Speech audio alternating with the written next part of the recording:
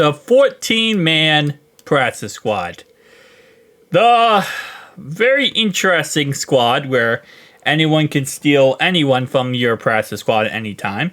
So reality-wise, they're kind of only on there just, so you can elevate them if you need to, but at the same time, you could lose them also.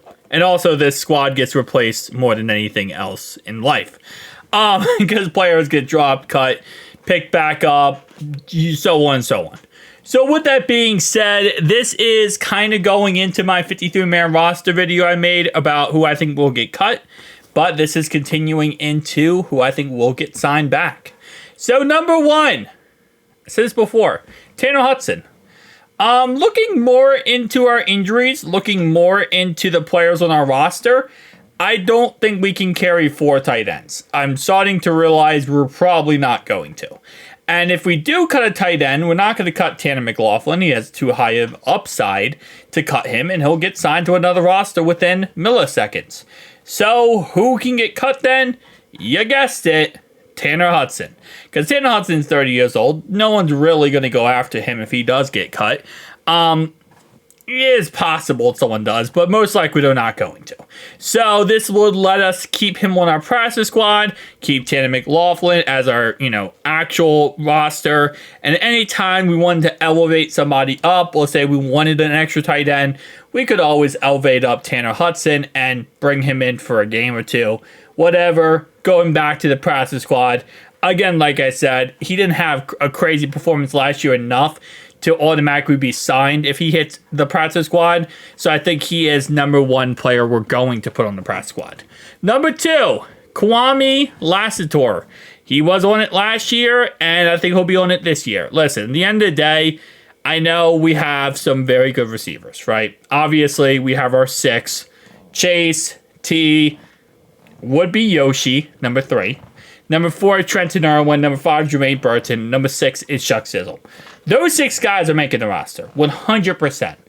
I don't see us carrying more than 6 receivers, though. Excuse me. Speech impediment. I don't think we carry more than 6 guys. If we are going to cut Cole Burgess, Kuamii, Cedric Jackson, and Kendrick Pryor, some of those guys are going to make their way back to the practice squad. You got to have receivers on the practice squad in case of injury that you can elevate right away. Knows your offense, knows your system, and we have done it before. So Kuamii is a guy who will make the practice squad for a 2nd year in a row. And again, both of these top 2 guys now, both of them practice squad 2 years in a row at this point. Number 3, Allen George. Another guy, especially for the cornerback position. We need depth. We need as much depth as possible in the secondary. Injuries happen, it seems like, for us in the secondary more than other teams. You got to have depth in the secondary. Allen George is on the list. Eric Miller. Another guy who, again, for offensive line depth purposes, we do need. He can also play tackle. We've used him at guard. We use him at center. Another offensive line depth purpose. I think we're going to keep 10 offensive linemen, overall wise, but Eric Miller is going to be on this list. Now, you might say, and I'm just going to go into this right now, Jackson Carman's not on this list. Is it possible that we tried to sign him back to the practice squad? Absolutely, 100% yes. Fact is, though, he's probably not going to be able to be signed to the practice squad because based on every report humanly possible out there, everyone thinks he's going to sign somewhere else. There's reports now the Dolphins are interested in him. All these other teams are interested in him, which kind of ticks me to fluff off, I'll be honest with you. Because if all these teams are interested, Bengals, why didn't you try to trading him for a 6th, 7th round pick? If anything, just get a 7th round pick out of the guy and whatever. But it is what it is at the end of the day. We didn't get any value for him, and potentially now he's going to go somewhere else. So he's a guy, again, like I said, where I would love to, in theory, think that they would sign him to practice squad. They probably will attempt to, but my guess is it's not going to work out. He'll get signed somewhere else. Next guy on this list, Logan Woodside. Now, this is all based on the health of Jake Browning. Okay, Jake Browning has a rib injury. Right now it's considered week to week. We don't know when he's going to be 100% healthy, when he'll be back. We don't know any of this stuff, right? If he is not healthy, I would say it depends, right? Because obviously the Bengals know more than we know, and they're kind of, they hold stuff close to their chest and don't always give us every little detail of information. So when it comes to Logan Woodside, if they believe that Jake Browning, and here's what I'll say like this. If Logan Woodside does not get cut, Jake Browning's injuries are a lot more severe than we know. I mean, a lot more severe. Like, it's a bad injury. If they keep Logan Woodside. If they don't keep Logan Woodside, then that means his injuries probably not that severe. And because when you go into the season, you have to have a third quarterback. If your second quarterback's hurt, you have to have a third quarterback. So if, Jake Browning's 100% good, we're good. If not, yeah. Anyway, let's get through this list. Andre Carter, linebacker. Again, another guy they really do like. Nate Gilliam, I think they will end up cutting him, moving him to the practice squad. Cedric Jackson, again, another wide receiver here. Kind of skipping forward, we have Cole Burgess, another receiver. Cam Grandy, Shaka Hayward, PJ Jules, Dom Davis, and Lance Robinson. Now, let's talk about the elephant in the room.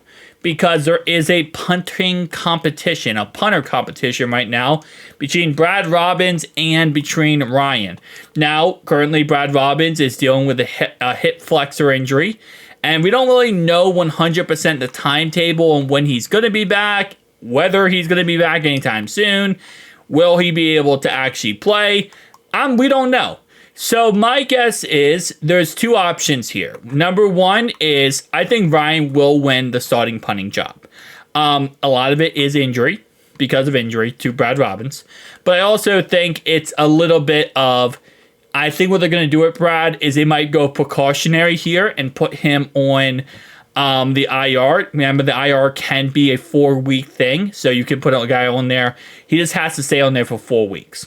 So I think they're going to probably put him on the IR, keep him on there for 4 weeks, and kind of see, kind of wait that out, right? Start the season off with Ryan. If Ryan's struggling, looking really bad, just, all out, just not performing well, and after 4 weeks, then they're going to make the decision. Do we want to bring back Brad Robbins, put him on the practice squad, or do we want to potentially replace Ryan with Brad Robbins?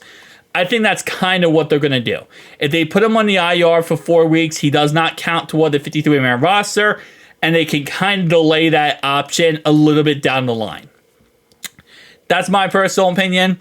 It's very possible they might cut Ryan and keep Brad, But again, like I said, or they might just cut Brad. I don't think they were going to cut Brad. I think with his injury, this gives them the ability to kind of, wait it out to see how it looks, because you might start the season off, and let's say we start off the season, right? And Ryan goes out there and he's punting and he's dotting it up. I mean, I'm talking about 50, 60-yard punts every single time.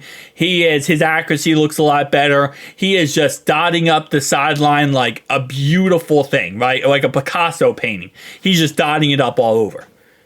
You're probably not thinking about going back to Brad Robbins, right?